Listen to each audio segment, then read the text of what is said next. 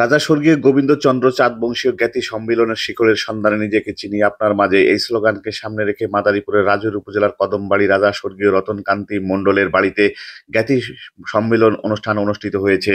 বিস্তারিত থাকছে মোহাম্মদ শাহাদাত হোসেনের প্রতিবেদনে।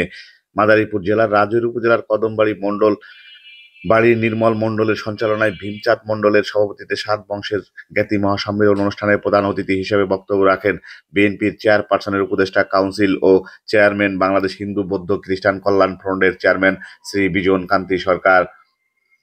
আলোকিত অতিথি হিসেবে বক্তব্য রাখেন সাবেক অতিরিক্ত সচিব রেবারানী সাহা। সম্মানিত অতিথি হিসেবে বক্তব্য রাখেন আগামী জাতীয় সংসদ সদস্য প্রার্থী জননন্দিত মাদারীপুর জেলা বিএনপির অন্যতম সদস্য, হিন্দু কল্যাণ ট্রাস্টের মাদারীপুর জেলা ট্রাস্টি মিল্টন বৌদ্ধ।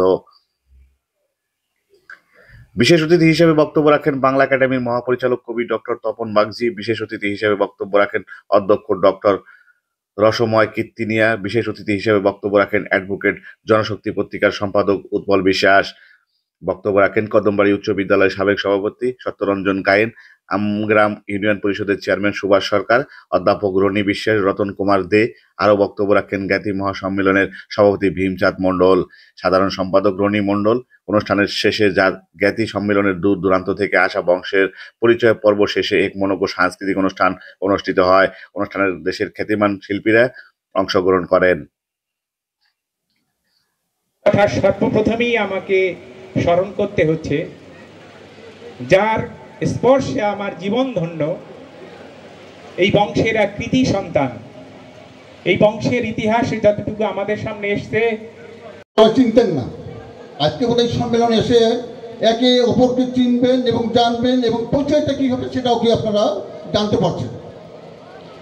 এটা থেকে আমাদের তার ঠাকুর দাদা অন্য তিন সন্তানকে নিয়ে তার একদিন আগেই সেখানে হাজির হয়েছে।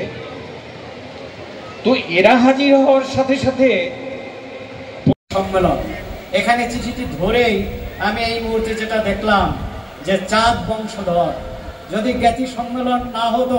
গ্রহণ করবেন। আজকের এই আমার জ্ঞাতি সম্মেলনে প্রধান অতিথি হিসেবে উপস্থিত আছেন আমাদের এই হিন্দু সম্প্রদায়ের গর্ব। আমরা মনি কথা শুনতে পারিনি, অন্যান্য আপনারা যারা বলেছেন তাদের কথায় আমরা খুব সমৃদ্ধ হয়েছি। আমি আসলে নর্মালি আমি তো একসময়